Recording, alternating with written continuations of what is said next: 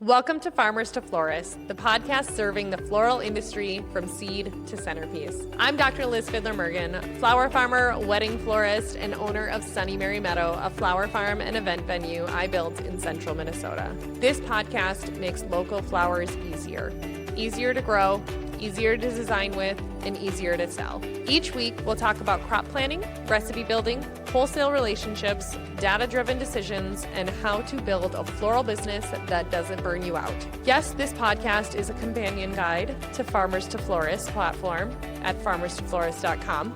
But whether you use the tool or not, every episode is designed to give you practical systems and real insight you can apply immediately. If you believe the floral industry should be thriving, not scrambling, you're in the right place. Let's grow smarter. Hello, and welcome back to another episode of the Farmers to Florists podcast. I'm your host, Dr. Liz Fiedler Mergen, and today we're going to talk about crop planning.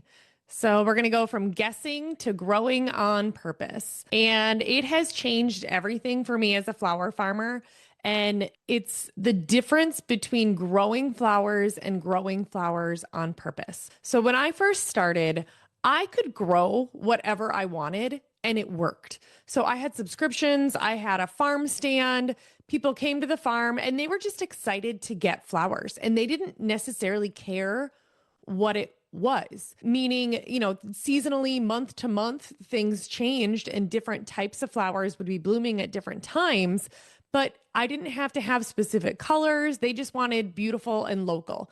And that phase of my farm was really fun. If that's where you are right now, that is perfect. I'm so happy for you. And if that is where you are happy within your business and that's the type of flower farm you want to run, good for you and fantastic. And that is great. But if you are going to step into weddings or event designs or working with florists, everything changes because it's not, hey, what do I have ready this week? It's, am I going to have 200 stems of blush ranunculus for the second weekend in June for this florist?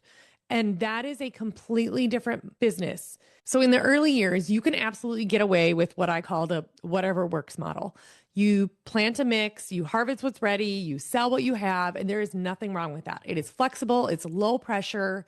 Sometimes there's a higher profit margin, and it's a really great way to learn. But it's not necessarily a scalable way as you evolve into a different type of flower farmer.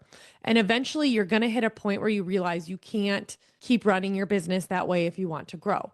So for me, that shift happened when I started adding weddings and florists, because now people aren't asking for pretty flowers. They wanted specific colors, specific varieties, very specific quantities, and very specific dates. So not just June-ish, they would tell me the exact weekend. And that's when it hit me that I'm not just growing flowers anymore. I am part of a supply chain, and you cannot wing a supply chain. So let's talk about what a crop plan actually does, because I think people overcomplicate this. So at its core, it does four things. One, it helps you predict when things bloom. You're talking about your planting date, your days to maturity, making an educated guess about when your crop will be ready. And no, it's not perfect. The weather changes things, the tunnels change things, your experience changes things, but you go from guessing to projecting. Two, it helps you track what actually happened. So for me this year, I'm really getting consistent on documenting within the Farmers to Florist platform. I can document the plant date, the first harvest date, so that year after year, I can actually look and say, hey, what I thought would bloom during this time actually didn't bloom till then, or it actually bloomed here.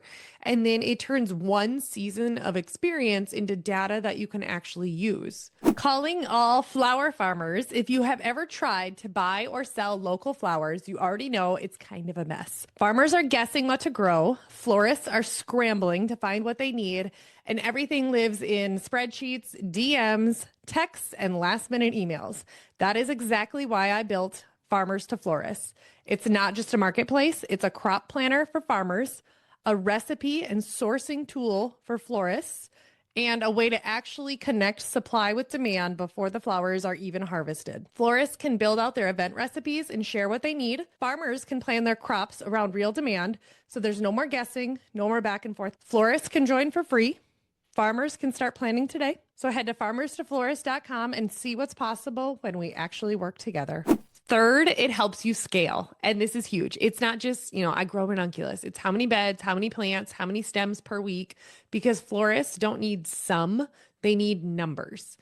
And finally, it helps you align with the demand. And this is the part that changes for your business. So instead of growing flowers and hoping that someone buys them, you're growing flowers for a reason. You have weddings booked, you know color palettes, you know what your florist needs, you're planting with intention. It is May 22nd as I'm recording this. On my farm, we're going to do this festival that we haven't done for a few years, Sunfest, where it's a bunch of sunflowers. So I'm going to make sure that there's some growing in the field, but also I want to make sure that we have cut sunflowers. And so timing that all correctly, properly, just, having that properly, let's make sure we plant them at the right time.